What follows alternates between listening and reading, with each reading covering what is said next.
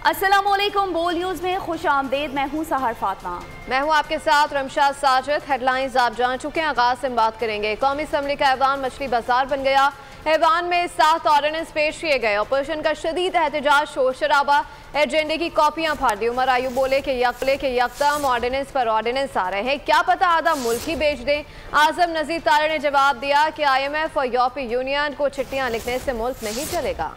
Opposition के शोर शराबे के दौरान ऑर्डिनेंस की मुद्दत में तोसी की करारदाद मंजूर कर ली गई। कौमी असम्बली में गजा में इसराइली बर्बरियत की मसम्मत की करारदाद भी मुतफ़िक़ा तौर पर मंजूर कर ली गई। इस्लामोफोबिया के खिलाफ जंग के आलमी दिन के मौके पर गजा में सेहोनी फौज और इसराइली बर्बरियत का निशाना बनकर शहीद होने वाले मुसलमानों के लिए फातिहा ख्वानी भी की गई। कि जी बहुत इंपॉर्टेंट चीज है, ये ना हुआ तो आसमान नीचे आ जाएगा और जमीन जो है वो उल्टी हो जाएगी। ये तहखानों में खांचे जो बना रहे हैं ये हुकूमत वाले, सर ये किसकी कहने पे कि डिफिकल्टी कौन है उसकी क्या कौन तयन करेगा। वहां पे आप खांचे खोल रहे हैं, वहां पे करप्शन का अंबार लगेगा और यहाँ पे हमारे मेंबर्स को इनको पता नहीं है। उनको छोड़े सर, ये मुस्लिम लीग नून वालों को नहीं पता, इनको नहीं पता ये क्या कर रहे हैं। ये ऑर्डिनेंसेस पाकिस्तान को बेचने के लिए आना चाह रहे हैं और तारीख उनको याद करेगी कि इन्होंने पाकिस्तान को। मेरे फाजिल दोस्त ने कहा कि उनकी तस्वीरें ले। मैं जनाब स्पीकर आपसे गुजारिश करूंगा कि तस्वीरें उनकी ले जो पाकिस्तान से गद्दारी कर रहे हैं, जो पाकिस्तान की मईशत को डुबोना चाहते हैं, जो IMF को चिट्ठियां लिख रहे हैं, जिन्होंने इस मुल्क की मईशत का पहले किया अब वो आगे नहीं चलने दे रहे।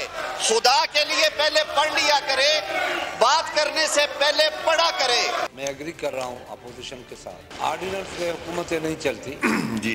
ये ऐवान कानून बनाने के लिए है और इस पे कानून के तहत लेजिस्लेशन होनी चाहिए। मगर एक और मुतालबा जरूर करूँगा, वो ये है कि 2008 से 13, 13 से 18, 18 से 22 तक रिकॉर्ड निकाला जाए, तीनों अदवार में ऑर्डिनेंस किस दौर में सबसे ज्यादा है।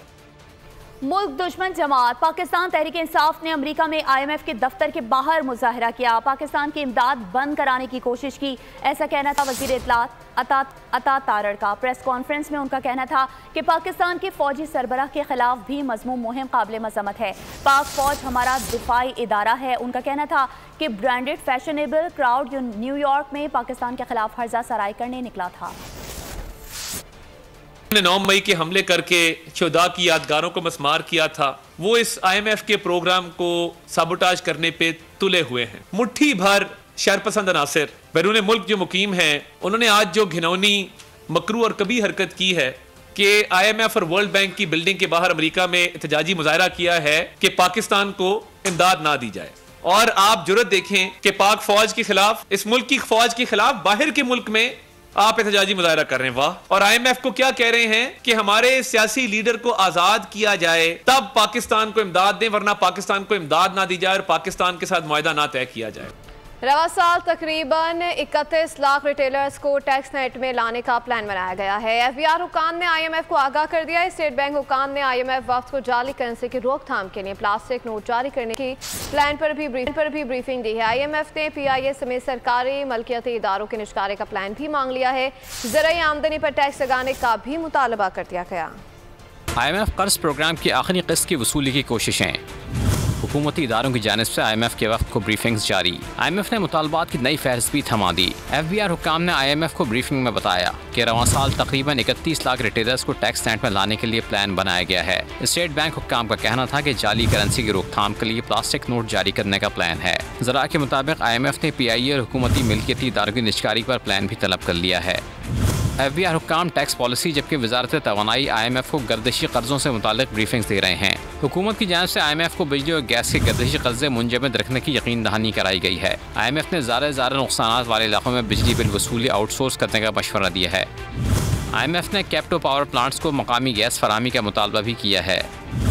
IMF ने हुकूमती शोबे में 4 बड़े प्लांट्स को मुकम्मल इस्तेदाद पर चलाने का मुतालबा किया है। IMF की जानिब से ज़राई आमदनी पर टैक्स लगाने का मुतालबा भी किया गया है। आगे बढ़ें और आपको बताएं कि अमरीकी ऐवान नुमाइंदगान में पाकिस्तानी इलेक्शन और जमहूरियत पर समाअत मुकर्रर। 20 मार्च को होने वाली समाअत में डोनाल्ड लू को भी तलब कर लिया गया। अमरीकी ऐवान में पाकिस्तानी सियासत का चर्चा। कांग्रेस की सब कमेटी 20 मार्च को बैठक लगाएगी, जिसे इंतखाबात के बाद का पाकिस्तान को अनुमान दिया गया है, जिसमें पाकिस्तान में जमहूरियत के मुस्तकबिल और पाक अमरीका ताल्लुकात के बारे में बयानात और सवाल जवाब होंगे। समात में सफर के मामले पर अहम अमरीकी अहदेदार डोनाल्ड लू महकमा खारजा का मौक़िफ़ बयान करेंगे। इस दौरान डोनाल्ड लू को कांग्रेस अरकान के सवालों के जवाब भी देना होंगे। डोनाल्ड लू पाकिस्तान समेत जनूबी एशिया और सेंट्रल एशिया अमूर ब्यूरो के इंचार्ज हैं। बानी PTI इन्हें साइफर मामले का मरकजी किरदार करार देते हैं। कार्रवाई तर्जुमान महकमा खारजा ने मामूल करार दी। मैथ्यू मिलर कहते हैं, मावन अमरीकी वज़ीर खारजा को धमकियां संजीदा मामला है। कांग्रेस पॉलिसी साजी से मुतालिक अपना काम करती है। उन्होंने डोनाल्ड लू पर इल्ज़ामात भी झूठे करार दिए। सेनेट की खाली 48 सीटों पर पोलिंग 2 अप्रैल को होगी। सेनेट इंतखाबात के लिए कागजात नामजदगी 15 और 16 मार्च को जमा करवाए जाएंगे। देखते हैं ये रिपोर्ट।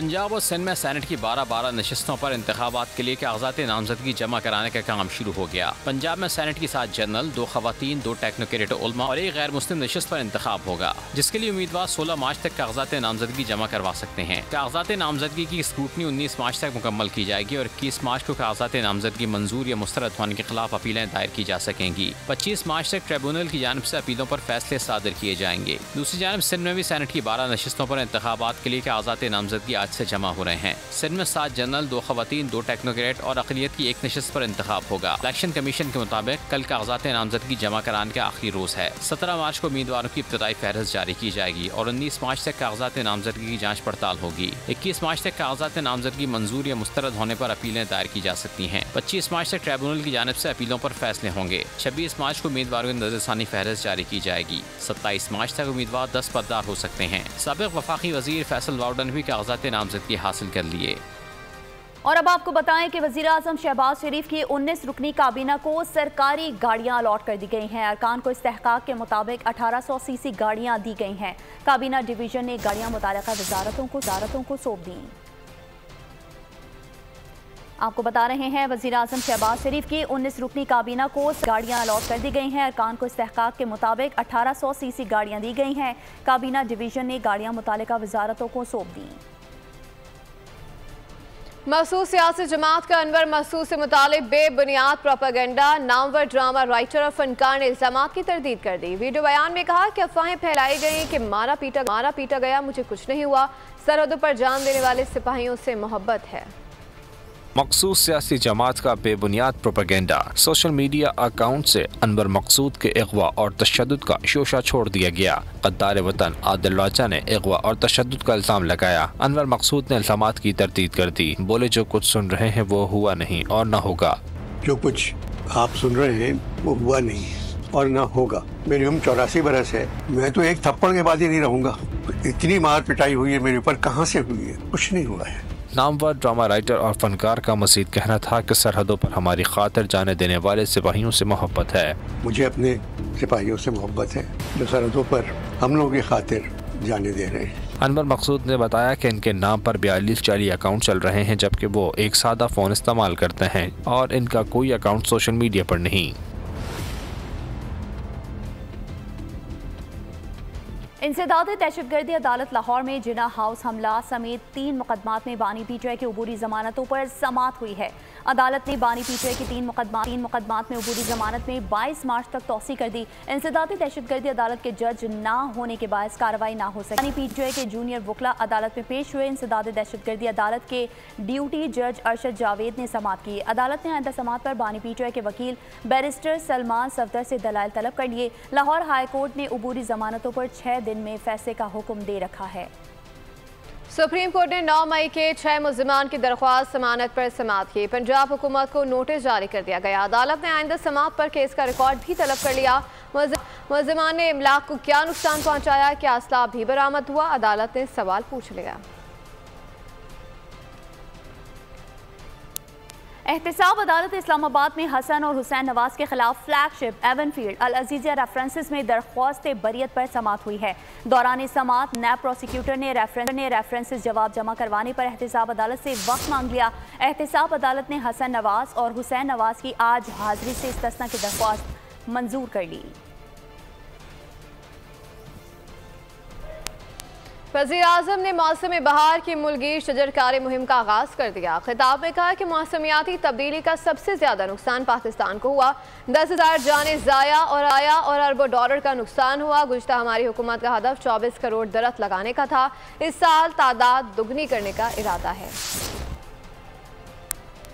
मौसम बहार की शजरकारी का मुल्की प्रोग्राम का इफ्तिताह किया है। हमारी पिछली हुकूमत का हदफ 24 करोड़ दरख्त लगाने का था और इस साल इंशाअल्लाह हम इस तादाद को दुगना करने का इरादा रखते हैं। Global climate risk index report के मुताबिक पाकिस्तान दुनिया का 5वां सबसे ज्यादा मौसमियाती खतरात का शिकार मुल्क है। मौसमियाती तब्दीलियों की वजह से तकरीबन 10,000 जानें अल्लाह को प्यारी हुई और मुल्क पाकिस्तान की मईशत को और माशरत को अरबों डॉलर का नुकसान हुआ। वज़ीर आला पंजाब ने मरीजों की इमरजेंसी मुंतकली के लिए अपना हेलीकॉप्टर इस्तेमाल करने की इजाज़त दे दी है। इजलास में कहा, दूर दराज इलाकों में हादसे की सूरत में मुतासरीन को बरवक्त अस्पताल पहुँचाना नागुज़ीर है।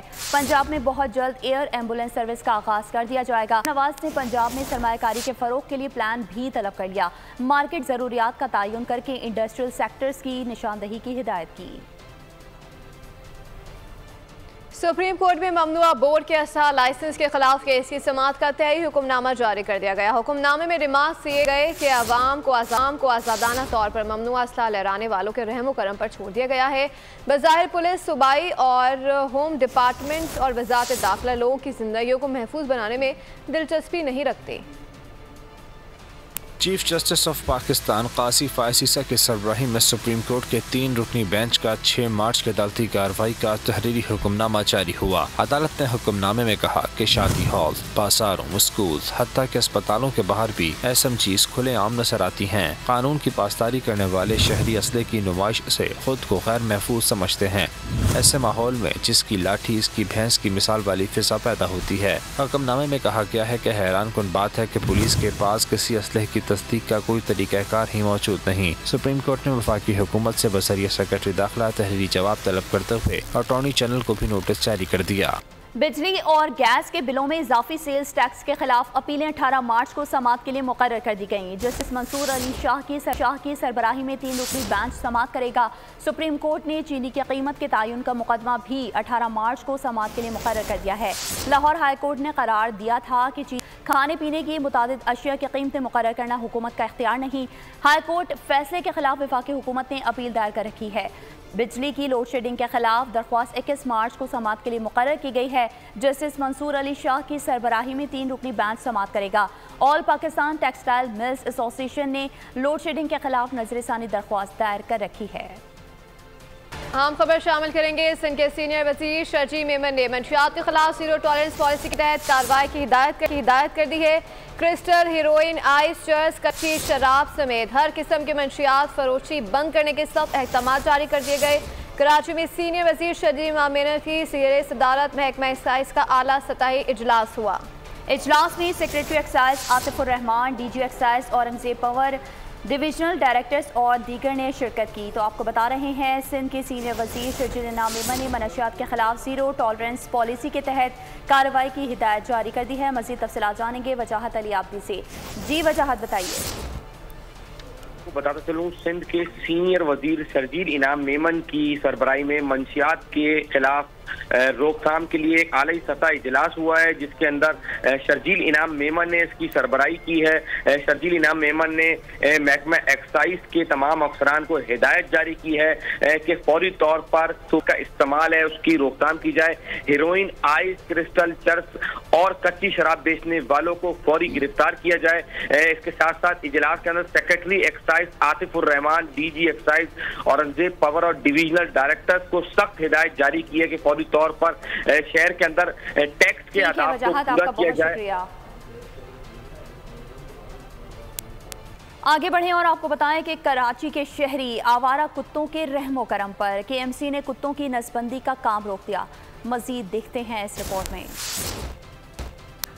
पाकिस्तान का सबसे बड़ा शहर आवारा कुत्तों की ज़द में है। रोज 200 से 250 कुत्ते के काटने के वाक़यात इंतजामी गफलत को जगाने की कोशिश करते हैं, लेकिन मजाल है जो किसी के कान पर जूं भी रेंग जाए। अब किस किस से शिकायत करेंगे? अब हमारी बेसिक नीड्स ही पूरी नहीं हो रही, तो ये कुत्ते अब हमसे इनसे भी जान नहीं छुड़ा पा रहे। कुत्ता जो है बासानी इंसान को मार रहा है, लेकिन इंसान जो है वो कुत्ते को नहीं मार सकता। जानवरों के हुकूक की अलमबरदार NGOs और बाज मारूफ शख्सियात कुत्तों को मारने के हक में नहीं। उनके नजदीक कुत्तों की नसबंदी ही मसले का वाहिद हल है, लेकिन कुत्तों की तादाद है कि मुसलसल बढ़ती चली जा रही है। कुत्तों की आबादी को कम करना, कुत्तों को वैक्सीनेट करना रेबीज के खिलाफ, ये बहुत बड़ा काम है और ये सिर्फ और सिर्फ हुकूमत की जिम्मेदारी है। शहर में कुत्तों की नसबंदी के लिए 3 मराकज कायम हैं, मगर काम महीनों से ठप पड़ा है। मेयर कराची मुर्तजा वहाब बजिद हैं कि कुत्तों की नसबंदी के मराकज काम कर रहे हैं। अपने कराची के चंद अस्पताल जो KMC के, उसके अंदर प्रॉपर हम रेबीज कंट्रोल के सेंटर्स भी स्टैब्लिश करें, तो इंशाल्लाह आइंदा आने वाले चंद हफ्तों में आप इस हवाले से बेहतरी देखेंगे। पिछले साल कुत्ते के काटने से 42,000 अफराद मुतासिर हुए और 42,000 शहरी रेबीज से जाँ बहक हुए। एहतियात इलाज से बेहतर है और रेबीज के मामले में तो एहतियात निहायत जरूरी है। बढ़ती आबादी के साथ साथ सड़क पर कुत्तों की तादाद तेजी से बढ़ रही है। अगर अब भी इसका सदेबाब ना किया गया तो पिछले सालों की तरह मजीद जाने जाया होने का खदशा है। सैर अफ्तार के दौरान गैस की बंदिश कराची वालों के सबर का इम्तिहान बन गई। SSGC ने गैस लाने का मलबा सार्फिन पर डाल दिया। तर्जुमान सैर अफ्तार के वक्त एक साथ लाखों चूल्हे जलना गैस प्रेशर में कमी की वजह करार दे दिया। दावा किया कि सैर अफ्तार के दिए गए शेड्यूल पर 90% अमल हो रहा है।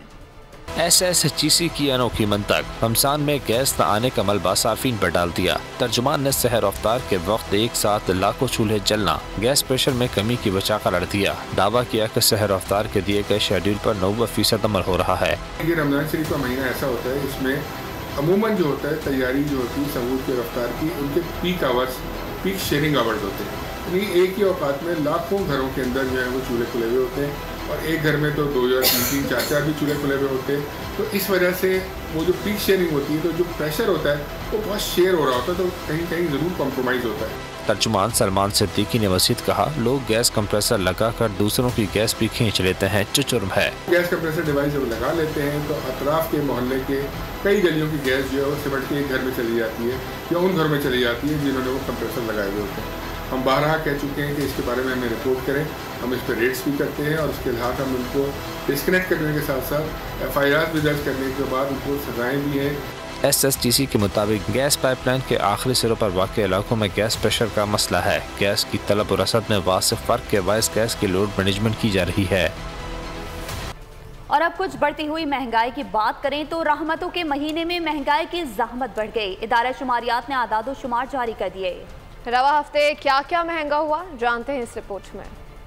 रमज़ानुल मुबारक के पहले अशरे में महंगाई का राज। एक हफ्ते में महंगाई की शरह में 1.35% का इजाफा हो गया। इदारा शुमारियात ने हफ्तावार बुनियादों पर महंगाई के आदाद शुमार जारी कर दिए। महंगाई की मजमूई शरह 32.89% तक पहुँच गई। एक हफ्ते में 18 अशिया ज़रूरी कीमतों में इजाफा हुआ।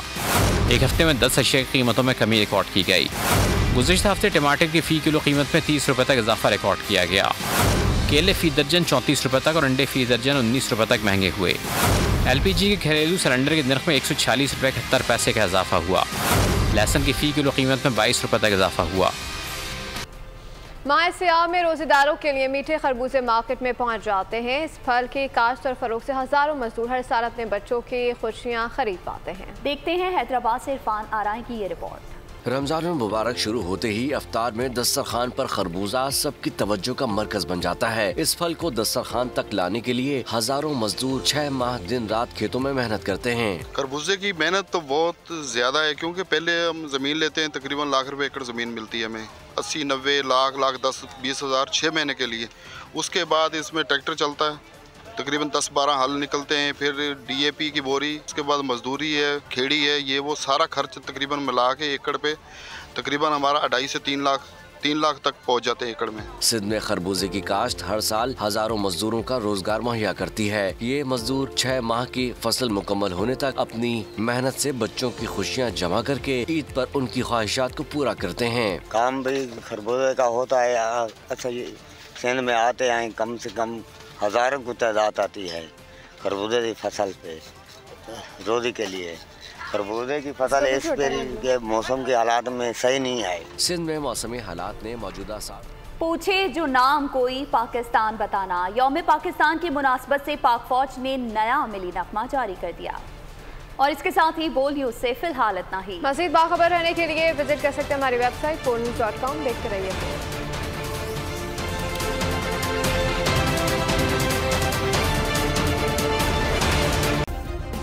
सब्सक्राइब करें और बेल दबाएं ताकि कोई खबर रह न जाए।